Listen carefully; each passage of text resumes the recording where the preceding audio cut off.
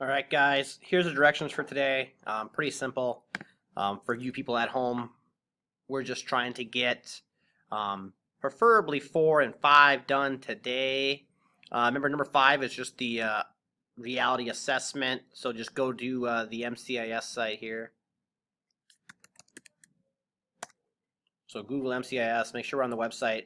And it's going to be very similar to what you did last Friday with the reality check. So if you've done that assignment, you can honestly, if you did a good enough job in your mind, you can just copy and paste your answer to the reflection inside of the assignment, and you should be good to go, or in your paper. So if you haven't done it yet, you go over assessments, and then you scroll down here and you click reality check, and then it asks you a bunch of questions. So you just answer the questions, and then it spits out a number at you, and then you basically compare the number that it would take you to like the lifestyle that you want to live. It's going to cost you this much X amount of money per year. And then you just compare that number with what the salary is of the job that you plan on pursuing. And so you try to kind of just compare and contrast and figure out and kind of write some stuff on it. So that's number 5. Tomorrow we'll have our Zoom meeting.